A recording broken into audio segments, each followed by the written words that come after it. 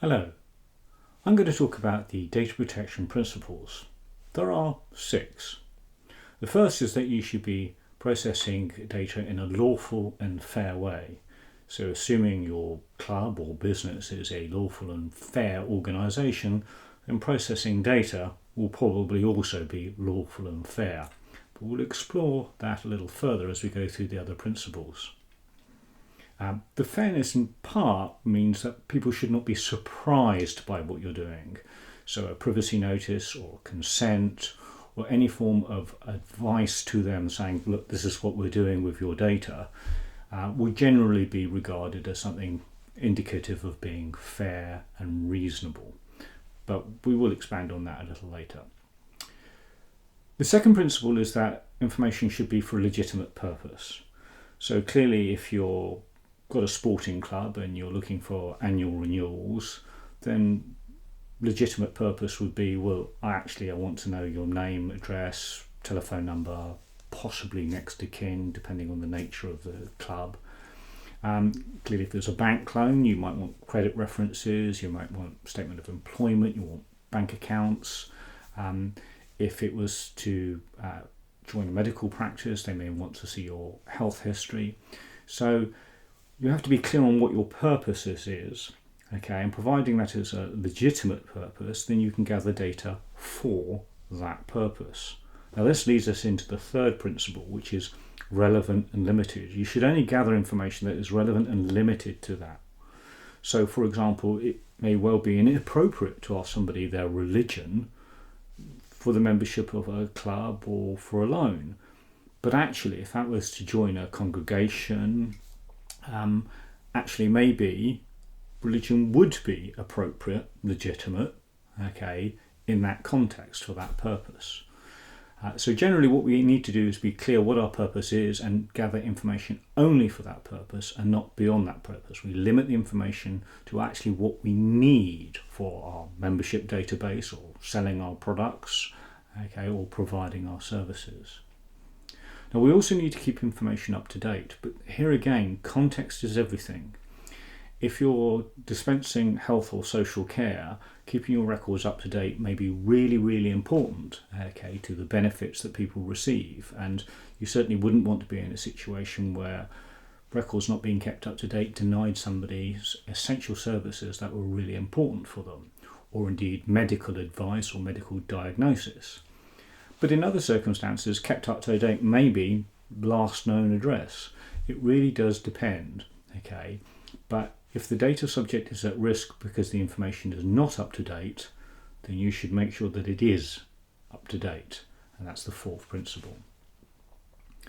Now, keeping information up to date is an onerous task, and so you really wouldn't want to keep information any longer than is necessary. And indeed, that's the fifth principle. You should keep information for as long as is necessary, proportionate and fair.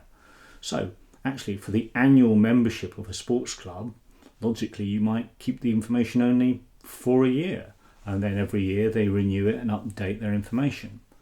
From a practical point of view, you might say a year plus maybe 3 reminders, but if after 3 reminders they haven't renewed their membership, and they're no longer a member, then you have no legitimate purpose for holding on to that information for membership because they're not a member. So you should delete that data. So in most cases, you want to hold the information for a shorter period as possible because it actually makes answering subject access requests a lot easier and it declutters the organisation. But there may be circumstances where you need to keep your information longer. You can in Jersey be sued or sued under a contract for up to 10 years after the contract. So actually, if it's a contractual matter, you may be wise to keep the information for 10 years. There are other regulatory or legal requirements in certain circumstances to keep data for longer. The British Medical Council will give guidance on how long doctors should hold information. There may be child welfare, security checks. You may be a regulated person within the financial services industry. So in each of these cases, it's always good to refer to your professional or governing body to see how long they recommend you keep information for. But as a rule, try not to keep information any longer than is necessary. It is a trip hazard, it clutters the place up, and it's probably not adding value if it's really, really old. Okay. Information that you do have you should keep protected. So that may be physical security like locked drawers, locked filing cabinets.